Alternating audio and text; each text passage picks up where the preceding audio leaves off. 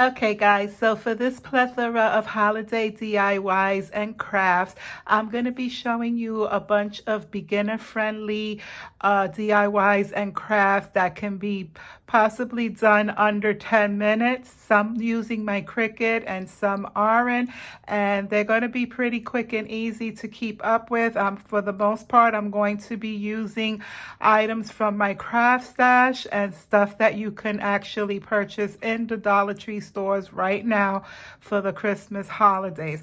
So to begin, I'm going to start with this little metal galvanized mason jar that I purchased a while back ago. And honestly, when I purchased it, I had in mind to do a Halloween DIY craft. And so I had already painted it black on this side, and I also painted the stand that it comes on. This was actually natural wood. And then obviously both sides were galvanized, but nonetheless, no fret, it doesn't matter. At least my back will be finished, and I'm gonna go ahead and go with the galvanized side for this project. So from the Dollar Tree's Crafter's Square section, I also picked up this little fabric corner in a buffalo check pattern, and I'm gonna start by removing it from its little packaging. Okay, so now that I removed it from its packaging, I have this little, it's just a jar lid. And what I'm going to do is I'm going to go ahead and I'm going to trace out this lid on my fabric. And I'm just going to be using a regular pen, and hopefully I'll be able to see it on here. And if you see what I'm doing, I'm just going to be cutting intricately over that pen mark that I created using that lid, and I'm going to continue to cut all around until I get the circle. All right, so here's a look at what I got going on so far. So off camera, after cutting off that round, I wanted to measure it onto the top of my little mason jar for fitting. And I put a little rubber band around it temporarily because what I plan to do is to wrap some of this here baker's twine around it. But before I tie anything down and make it permanent, I wanted to size it for fitting because I wanted to make sure that it wasn't too long, that it would interfere with the imaging that I'm going to be putting on here. But before we move on to that step, first I'm going to take some of these here Dollar Tree wood shapes, and these are little gingerbread men that come in a pack of 14. And I'm gonna go over one with some of this here burnt sienna crafters acrylic paint. But before doing that, I went ahead off camera and I hammered a hole into it just with a regular nail. I just took a nail and I hammered it into my little gingerbread just to start that hole up because they don't have any holes in them, and I wanted to be able to string it onto my little mason jar. So I'm gonna go ahead and I'm going to be giving this just a little quick coat of some of this here paint, and we're gonna get my little gingerbread. I'm actually gonna, I did two, but I think I'm just gonna do one. Here's that burnt sienna color, and I think it's the perfect little gingerbread man color.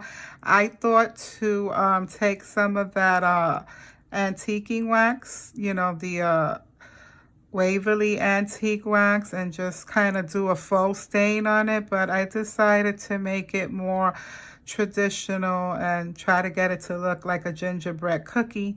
And so I decided to use this paint, and I'm glad I did because it looks like a little cookie.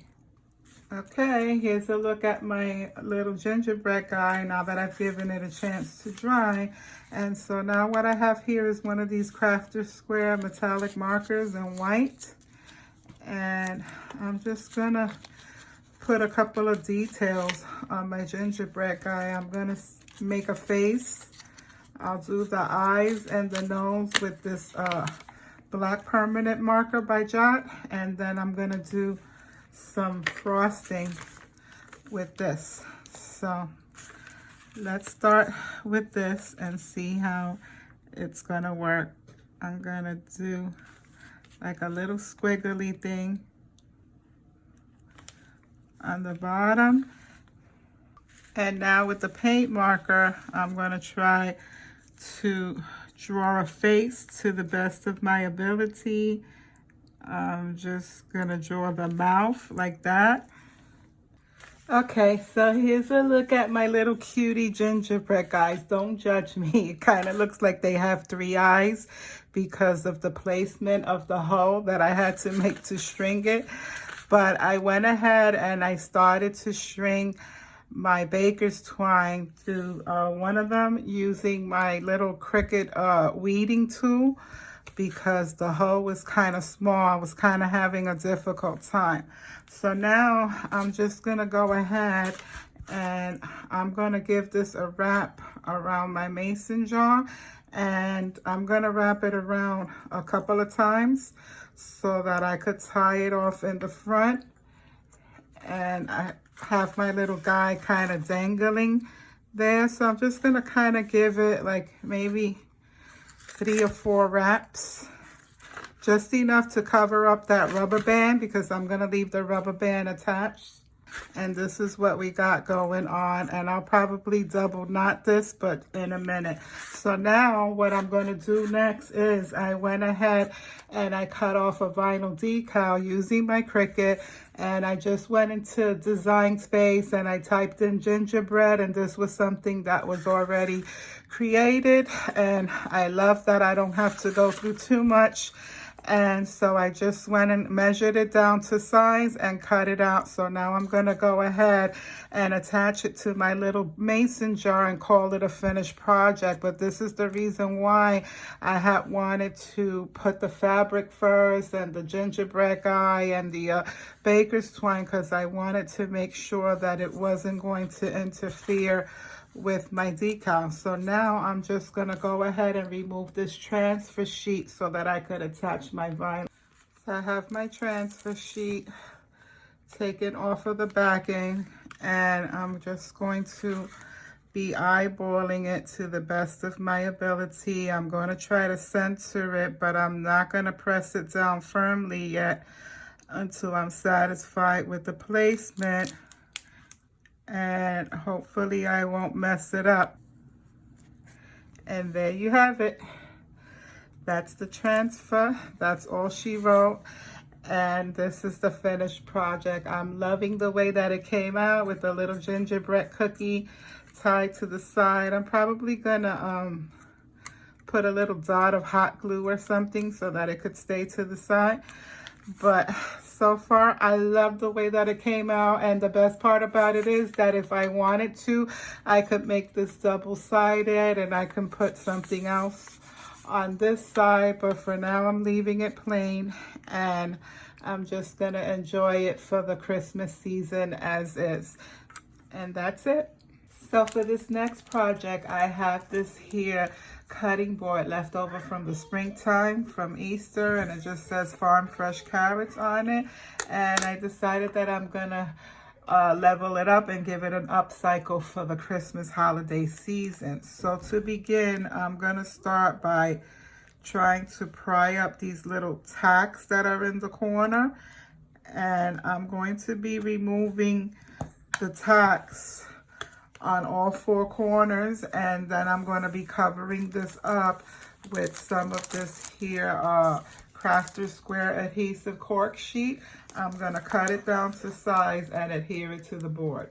So after scoring over it with my finger, trying to get the feel of the size, I tried to trace it out as much as I could with my pen. It's very hard to see on camera, but I'm just gonna be coming in and I'm gonna cut out this cork sheet down to the size of this. So now it's just a matter of removing this peel and stick backing from this adhesive cork sheet and getting it on my project as straight as I can and to the best of my ability. And we'll see how it goes from here. So I'm going to try to get it as even as possible, and I'm gonna go from the bottom on up. So I'm pretty happy with the coverage. Nothing is seeping or poking through. And yes, I suppose I could have painted over this, but I was really feeling the rustic palette wood look vibe of the board itself. So I really didn't want to cover that pretty backing.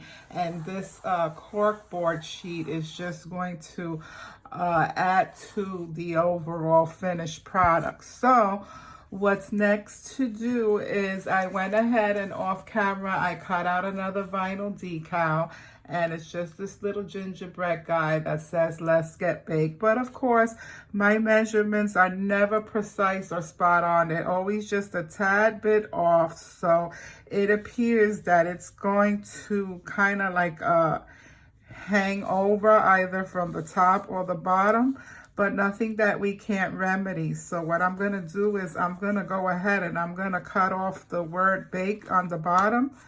I'm just going to cut that off, and I'm going to adhere this top portion first and try to push it up as far as I can, and then attach the bottom to try to see if that'll salvage my problem. So like I said, instead of trying to get it all down in one sheet, I just cut it apart, and this way, you know, I could move this up a little bit and it won't look too bad. So that's what I did. I cut it apart. So now I'm just going to go ahead and remove that transfer tape off of its backing, and I'm going to try to center this down onto my board.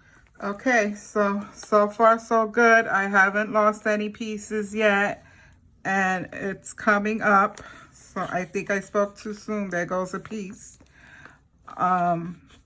Yeah, I'm gonna try my best to get it up. And there you have it. I have the first portion transferred. So now hopefully we can get the bottom and finish out this project. So yeah, I think this looks about right. And so I centered it to the best of my ability. And now I'm just using my little Cricut scraping tool to rub it on. And fun fact about this is what you call layered vinyl decal. And so it's where you use multiple colors of vinyl. And so obviously I had to cut out the different color vinyls separately. And so you have the option to either connect all the layers together onto one transfer sheet after you cut out your vinyl, so that it's easier for you to put it on and get it centered, or you can put the colors individually. And so obviously I opted to layer it all together on one transfer sheet, but that didn't work out for me because I ended up having to cut the layers and have to do it separately anyway. But anywho, live and learn. I'm gonna go slowly, and I'm so grateful that this transfer tape is not peeling up any of that cork sheet, and it's working out lovely. So, and this is what we got so far, and I'm loving the way that it looks. I love my little cutting board. So now I have this little leftover ornament that from my last project that I did, and so I painted an extra little gingerbread guy, and so I'm just going to be connecting my gingerbread guy, and I think I'm gonna wrap some of this baker's twine around the top here because it looks kind of empty as well. So I just went ahead and wrapped it about 6 times, and I think that looks about right there. And I'm just gonna push it up a little bit and fix it, and then I'm gonna tie it up here in just like a regular little shoestring bow on the top, just to give it a little something so that it doesn't look so plain at the top. And then I'm gonna figure out how to attach my little gingerbread guy without covering the vinyl, because I don't want it to cover the vinyl. So we clearly could stop right here and call it a finished project because it looks cute as such. I managed to just tie the little gingerbread ornament through the top as you see here. I just simply tied a little bow around back just so that it wouldn't cover, you know, the vinyl. I wanted it to dangle in front of the sign. So like I said, you can clearly stop here, but since I'm extra, you know, I don't know how to stop with the embellishments. So I did find a pack of these little felt stickers from the Dollar Tree. This was from last year. I had it in my craft stash. This was a 12 piece, and they're just little felt Santa hats. So I'm thinking I kind of want to put a Santa hat on my gingerbread guy. And then I also have a pack of this pom-pom trim. And this is 3 yards of pom-pom trim for $1 from the Dollar Tree. So I'm thinking I kind of want to just put a trim on the bottom underneath the word bake here, because it kind of looks like frosting, if you will. And that will just take it, you know, to the next level, and I'll be satisfied with that. So I'm going to go ahead and measure out my piece of trim right here, and I'm going to cut it down as such. And then I'm going to go ahead and come in with a little bead of hot glue and attach it. And this right here has a little adhesive backing that you just peel off. No gluing necessary. You just peel it off. It might be a little dead, you know, the adhesive, because it was in my stash, put away since last year. So hopefully it'll still, yeah, it's still tacky. So I'm gonna try to get it in a position to where I'm not covering the letters and I'm not covering up his eyes. And I think that looks good right there. So he looks very holiday festive with his little Santa Claus hat. And now I'm going to go ahead and glue down my trim. So, but wait, there's more, because, you know, I can't stop. I feel like I should put these little tacks that it came with originally. I'm going to put them back in the corners just to, you know, bring it up another notch as well. And there you have it, guys, just like that. That's all she wrote. I just went and put them right back in the corners, and I used my little Dollar Tree mallet to just kind of hammer them in place so that they can stay inside the cork. And if by any chance my little trim wants to come up because the glue didn't adhere, at least it's secured with the little nail heads on the corner. And that's it, guys. I'm now deeming this a finished project. That's all she wrote, and I am just in awe about how it came out. It exceeded my expectations because, of course, I just kept adding to it, and I'm going to enjoy this holiday season. Okay, so for this next project, I have one of these adorable little gingerbread girls from the Dollar Tree, and it's just a little plushie. And so I'm going to start by taking off that tag, and then I'm going to go over to my Cricut machine real quick, and I'm going to spell out a couple of things to personalize it for my granddaughter. I'm just going to type it into the text on the Cricut design space and cut it out so that we could transfer it onto this little stinking adorable little girl here. So let's go on over to my Cricut machine so we can get started. So here we are on Cricut design space, and I just simply typed in those little things. Now it's just showing me the mat and how everything is going to fit on the mat. So now that I see that it's fine, I'm going to click continue. And then it's going to bring me to where I have to select my materials. Like I said, in here you're going to select everyday iron-on, and then you're going to select done. And then it's going to remind you to make sure that you mirrored your project, which I already did. And basically that's it. You send it to cut. And remember, when you're cutting down iron-on, you always remember to put the shiny side down onto the mat, because that's your transfer sheet. And now it's sending it to cut. So I have my little vinyl cuts here, my iron-on transfer, and as per Cricut heat guide, it says to set the heat press at 315 for 15 minutes, and it suggests that you heat your item for 5 minutes first too. I already went ahead and did that, and I used this piece of parchment. It's kind of difficult because of the, you know, the shape of the item, but I'm going to try my best, and I'm going to set this on here, and I'm going to put my little heat press on, and hopefully it didn't move and I'm able to get it done.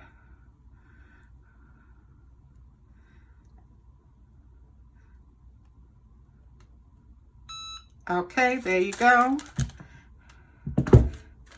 And I'm gonna let it cool off for a second. Okay, so I'm kind of impatient, so I think I'm just gonna go for it. And I'm gonna slowly peel it up, and hopefully it transferred, and there you have it. And so now I'm gonna go ahead and put the 2021 on this foot, and I'm gonna do the same thing. I'm just gonna put the parchment down, and I'm gonna put my little heat press on there. Okay, so I let it cool down, and I'm ready to remove the top sheet. And there you have it. I have Emmy 2021. So now I'm gonna go ahead and I'm gonna put, I cut out a heart for each hand, and then I cut out a little snowflake to put on the top because she already has a little bow. So I actually cut out 2 snowflakes. I might actually put one on her bow and one over here. So we'll see how that goes. Okay, so to save time and repetition, I went ahead and I ironed the remaining transfers on so that by the time I'm ready to peel them up, they'll all have cooled off around the same time. So now it's time to just peel them up. And so I went ahead and I put a heart on each little hand, and then I put the 2 snowflakes at the top like I said I was. And yeah, let's see if this one stuck, because this one looks like it doesn't want to come up. I might have to iron it back down. This one was a little oversized for that bow. I kind of underestimated it, and maybe I shouldn't have went with that bow, but too late now. So, and that's it, guys. It's that easy to personalize one of these little plushies from the Dollar Tree. I'm sure my granddaughter's gonna enjoy it, and I hope I inspired you to think outside the box and take one of these little Dollar Tree plushies and personalize it for someone that you love as well. So this next project is such a simple craft to do. I recently hauled these black canvases from the Dollar Tree. These were a new item this year. And so I knew right away that I wanted to do something with them for the holidays. So I grabbed 2, and we're just simply going to give them a little TLC and bring them up a little level just by adding a simple decal to them. And I mean, feel free to put your own spin on it and frame it out, or you can do a reverse canvas if you will, if you want to get really crafty. But I'm trying to keep it as simple as possible here because I'm doing a lot of crafts at once. So I'm just gonna go ahead and I'm gonna take it out the packaging, and I'm gonna add a vinyl to it and call it a finished project. I cut this one out using my Cricut, and it just says good tidings of comfort and joy. And I'm simply going to peel that off of the backing and slap it right down on that canvas, and that's it. Man, look, I just wanted to close out this video, but not without coming on here first and giving a PSA. I didn't feel it necessary to film both canvases being done because it's just repetitious, the same steps over and over. You see me do it a dozen times. However, I will say that I have worked with these Dollar Tree canvases in the past, and they've worked out lovely. I have dozens of canvases that I've created using the white Dollar Tree canvases. I've made reverse canvases, etc., etc. However, this is the first time working with the black canvases, and I don't know what they use to treat these canvases, whatever treatment they put on top of the black canvas. Yeah, that was a fail. First of all, the vinyl would not stick to save its life. I had such a hard time getting this vinyl to lay down. I literally had to take it off, put some Mod Podge on the canvas first, allow it to get tacky, and then peel and stick the vinyl like if it was stickers without the transfer sheet, because nothing was sticking down. And so needless to say, I'm proud of myself for executing this DIY, because it was almost a fail. Like 3 times I was just gonna nix the whole thing. But I do have a lot of flaws and mistakes. I try to camouflage it as much as I can. This one is a little crooked because, you know, it's hard to peel and stick cursive writing, especially when the letters are all connected together like that. Yeah, that's a hard time. But I did try to doctor it up. If you see here, I put some, you know, little snowflakes, some Dollar Tree sprinkles around to try to fix it up. And I will display it for the season because I did the work and I wanted to complete the DIY and show you. But you know, as always, I like to share my successes and fails with you guys so that you know, and so I'm giving you the heads up. And that's my rant about these canvases, and this is the finished product. I hope you like it.